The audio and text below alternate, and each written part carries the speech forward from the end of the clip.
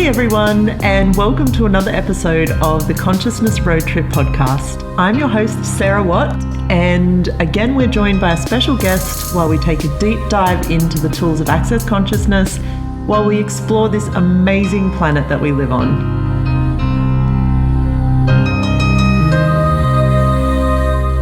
Welcome everyone to another episode of Consciousness Road Trip, the podcast. I had a little idea the other day that I'm going to start exploring, and today's guest is my very first guest with following what I want to call an Aussie flavour. But when I say that, my first guest isn't actually Australian, but she's from our very close neighbour, our little sister, our little brother, our big sister, our big brother. I don't know how we describe it. Michelle Edhouse, welcome to the Consciousness Road Trip podcast. Hey, Sarah. Thanks for having me. Cool. So if you guys have heard any of my episodes recently, like the whole point, my desire, my target of this podcast was to take it around the world with me. And basically, as I traveled the world, attending and working on access consciousness classes, that I would make this podcast with, all the peeps I worked with and created with. And now we're in maybe our third or fourth month, I don't know, time's so weird at the moment, of being stuck, I'm doing air quotes again, which you can't see, but being stuck in Australia, stuck at home. And I mean, basically I live in paradise. So there's so many worse places I could imagine being stuck.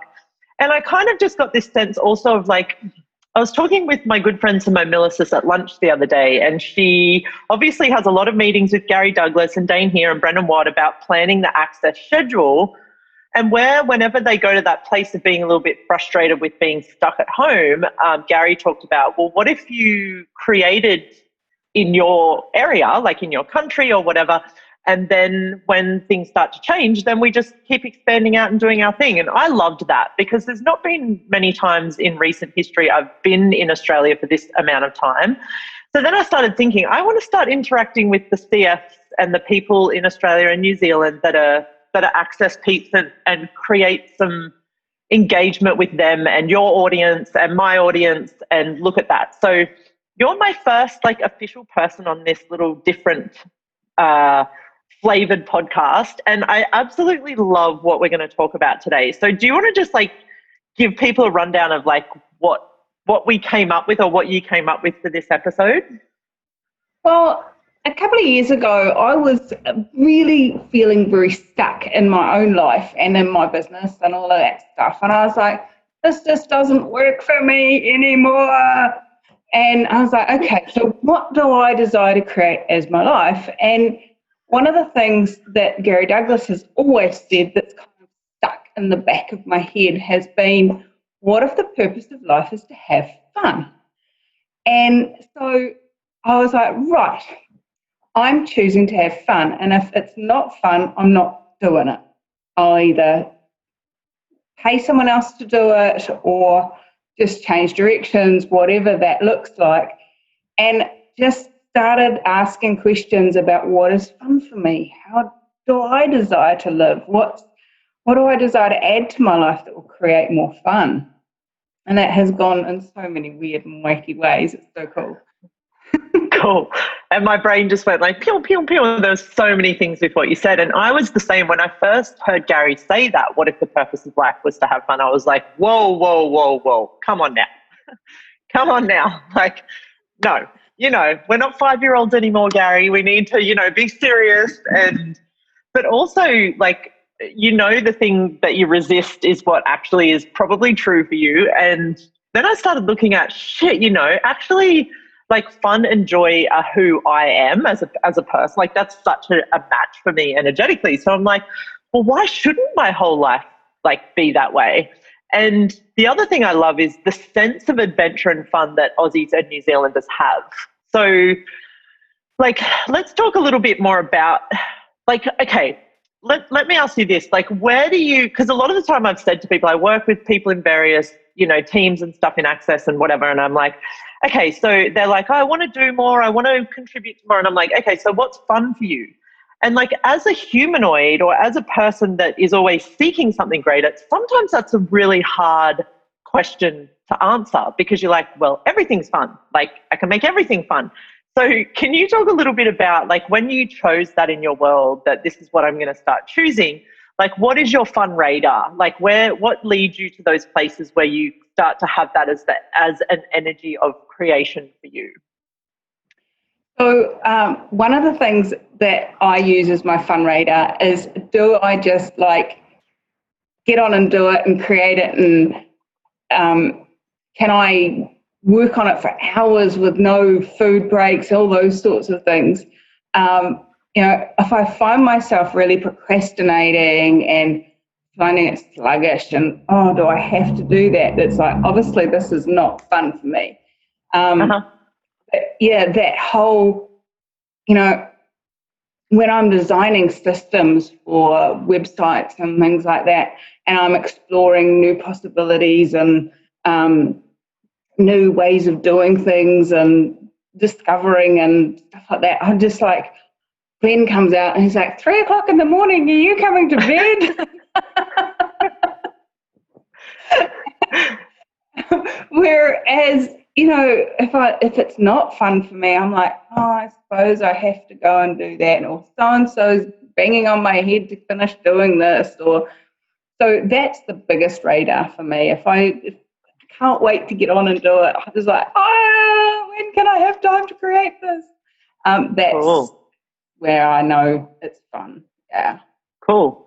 And maybe if you guys are listening to this podcast as well, like what even if like in the next 24 hours, I was having a conversation with Simone Millicent, I don't know, last night or this morning about some things up in my world at the moment with this, like really looking again now at, what do I want to have in my life, and what do I want to be in this world, and what do I want to be? And I was like, but how do I even, what do you mean? Like, trying to make it linear and figure it out, which is what, maybe it's only me that does that. I'm not too sure. But what she suggested, which kind of really has a similar energy to what you're saying, is she was like, well, Sarah, why don't you just spend like a couple of days, and every time you do something and it makes you smile, write it down.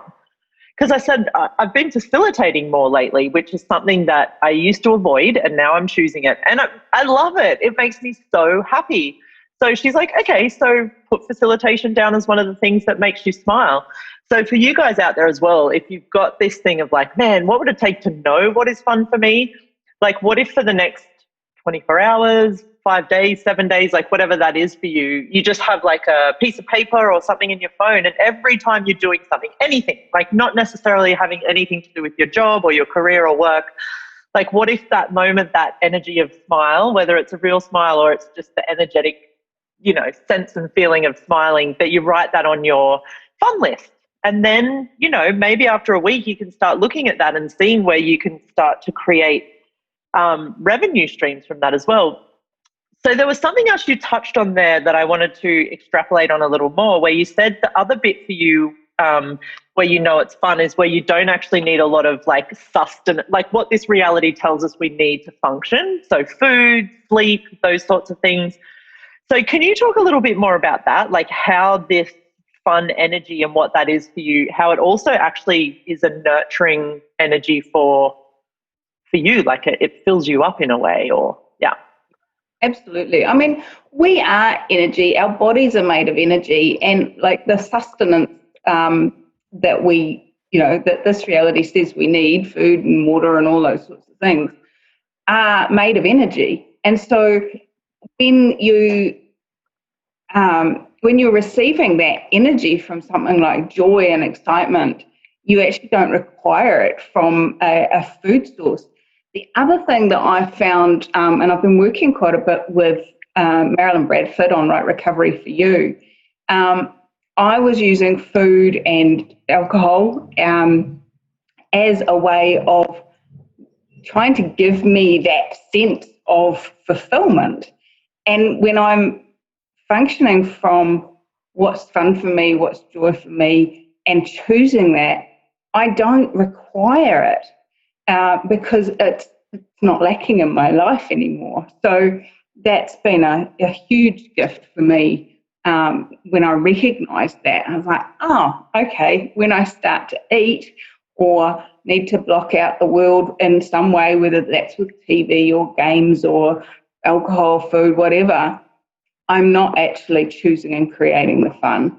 So I'm trying to hide the fact that I'm not having fun by covering it with these other things that I've labeled as fulfilling in a way. That's very cool. That's such a huge awareness too, because it's like, how many times in this reality are we also told we need downtime? Which doesn't mean you don't. It doesn't mean it's not nice to tune out every now and again with a glass of wine and Netflix.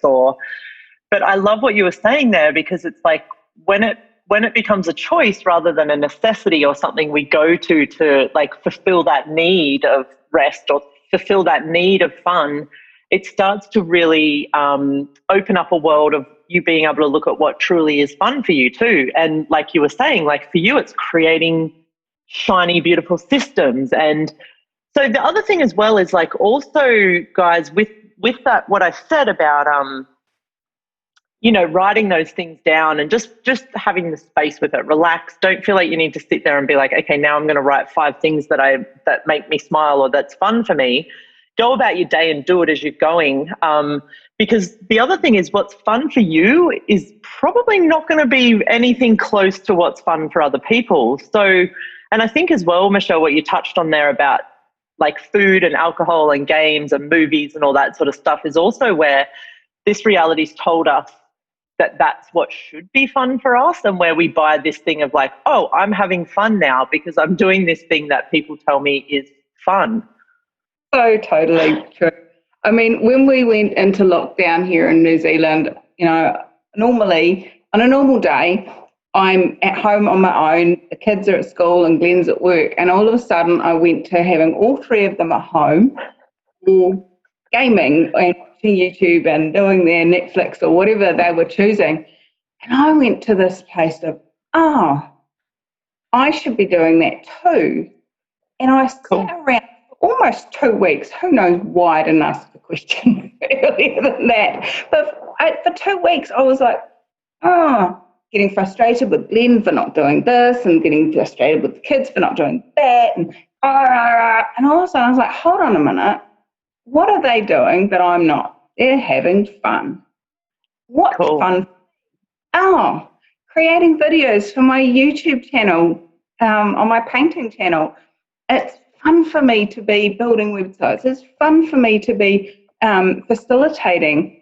And I got back into what this reality calls my work mode, but it's my fun mode. And so instead of sitting around making myself wrong for not having the fun that they were having, I chose what was fun for me, which happened to be working, which is very cool. And I love what you were, sorry, you go. Keep going. Like for me, being humanoid, I need to have lots of different things to play with. And I do, I mean, I've got my painting YouTube channel has over 50,000 subscribers now, and that sort of brings in lots of playing with people and responding to comments and making videos and doing lives, and that's fun for me. All of that's fun for me, as well as the actual painting. And then there's the facilitating, and then there's the building websites, and it's like I'm never sitting doing one thing for hours and hours on end, because I'm like, what requires my attention today? What can I do today that'll be fun? What will create greater? And it's always that forward motion. And for me, anytime I stop creating, I stop having fun. So that being willing, with what makes you smile, and overall for me, creating makes me smile.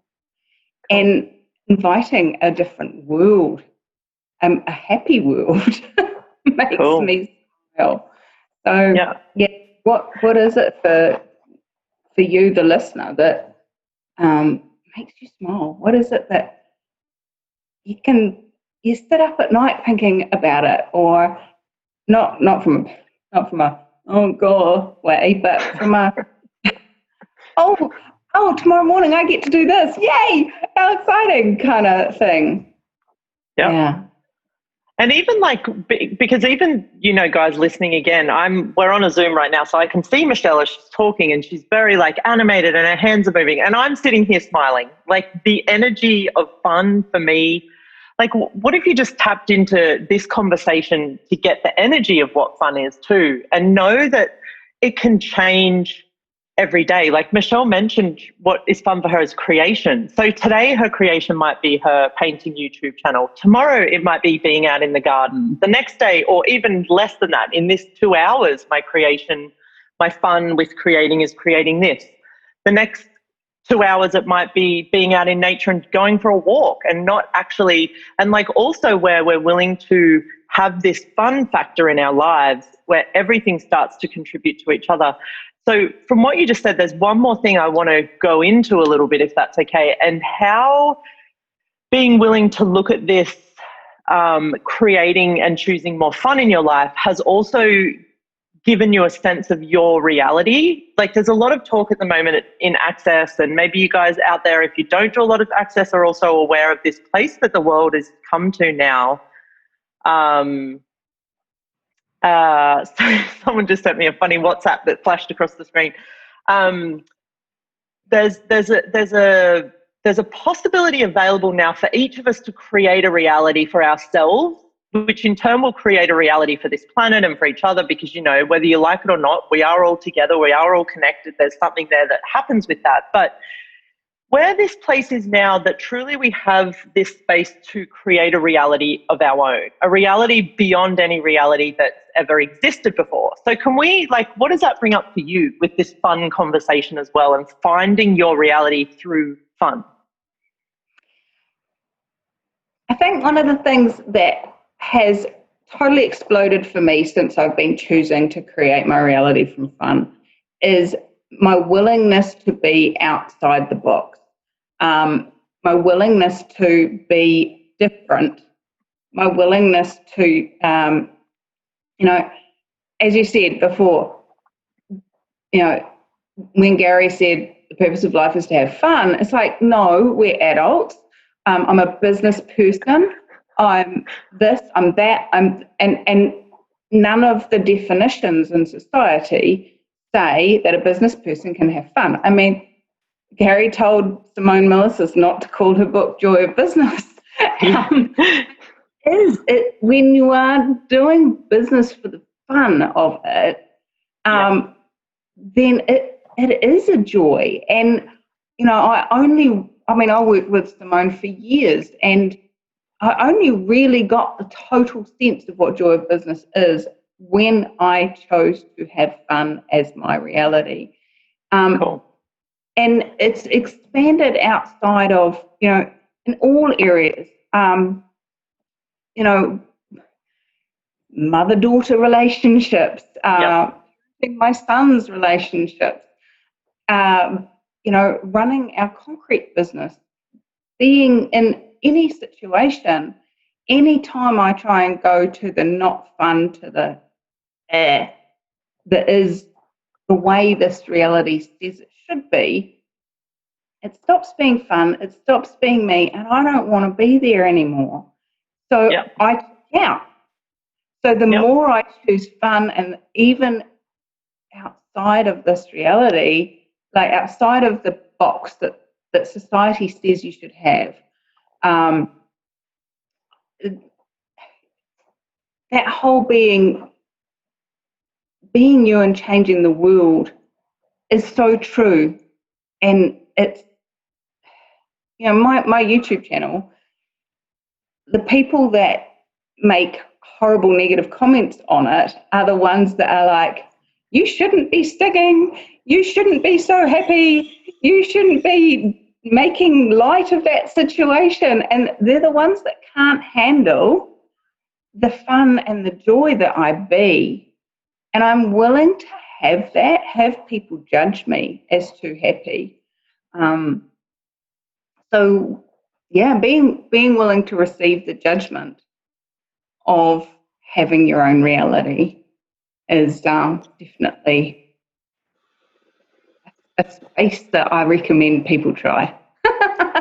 I love that. Thank you for that invitation too. And I think that what I loved that came up in that as well is being willing to be different, and how different you, well, I mean, God, it's that question, like, how different are we actually, that we're just never been willing to, well, I think we will acknowledge it within ourselves. Like, we're like, because you ask someone, you're like, you're different, right? And they're like, hell yeah.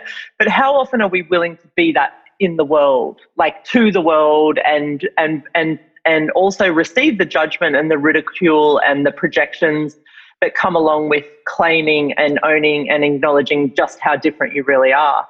And I think anyone that's willing to create their reality from fun, I'm sorry, guys, you're also going to be seen as being very, very different. So how much fun can you find in your difference as well? And how much can you turn all of this into revenue streams and make money from what is fun for you and what is your difference in the world too? So Michelle, I already just want to keep talking to you and find out more about who you are and where to find out. So what have you got coming up? How do people find you? How do people get onto your classes or YouTube channels or yes? Yeah. So my YouTube channel for my art is Mickey Art, MCEART. And find me for access stuff and facilitation. I mean, I run 21 days energy pool series every month, and I do every couple of weeks I do clearing online classes. Cool. I've got one starting tomorrow, but I don't know how long till you put this out. So if you want to find me for that, that's at accessu.co.nz or on accessconsciousness.com/Michelle Edhouse. Cool. And we'll put all that in the show notes as well, so it's easy for you guys to grab those links and check it out. So is there anything in closing, not that it's ever easy or so much fun to wrap these conversations up into a little bow, but is there anything else that that you want to share or talk about before we say goodbye? Well, I suppose what if you didn't have to try and find the way to make money out of it first? I think one of the first things I did to add some fun to my life was I'd always wanted to live in a musical. And so one day I was like, hold on a minute. I'm my own person. I have my own house. I can live in a musical. And so I would start just singing things just for the randomness of it, picking a tune and changing the words to match. Yeah, boys, will you come and set the table down, please? At the time, they were young enough to get in on the act. And, sure, Mom, I'm just finishing this game. And, we had so much fun just being silly and being ourselves. And cool. That's such an invitation, not just to me, but to them, that you can have fun in life. And if there's something that you've always wanted to try, my suggestion is try it. Yeah, it's now the time. It is fun for you. Yep. Yeah. And I think that's been the real gift of also one of the many gifts of this COVID thing and the change of the world. I've seen so many people choose that, to be like, okay, I have this space, I have this time, I have this different world now that is moving at such a slower pace in a way. And I've seen so many people take up things that they've wanted to try their whole lives and haven't. So I just love that. And I love what you said about, it not needing to be about money either. I think in general, when you bring in joy and you bring fun into your life, it doesn't even need to be that the money shows up directly related to those things, but you'll start to find probably that money will just start to come into your life more easily too, because it likes that energy of joy and happiness and fun. So absolutely. Thank you so much. And because I haven't mentioned it yet, anything that we've spoken about today, Michelle and I are both certified facilitators of Access Consciousness. So you can head to accessconsciousness.com and see more there. We didn't run the clearing statement today, but I also like to mention there's another website called theclearingstatement.com. And then we've spoken a lot about Simone Milasas and the book Joy of Business. So I'll pop in the show notes too. SimoneMilasas.com is her website where you can pick up. She's written 3 best-selling books now, and she's writing her 4th with Brendan Watt. And yeah, like what's fun for me also is having the tools of Access Consciousness available because it makes my life more fun. So thank you to Access. Thank you, Michelle, for your time. This was a really fun conversation and so just ease and light. And I'm very grateful that I invited you on and that you agreed. So thank you for being here. Awesome. Thanks for having me, Sarah. And what else is possible beyond what you thought was possible? It's always a great question to ask. I love it. Thank you so much. Bye, everyone. Thank you for listening. Bye. Thank you so much for joining me on this episode of the Consciousness Road Trip podcast.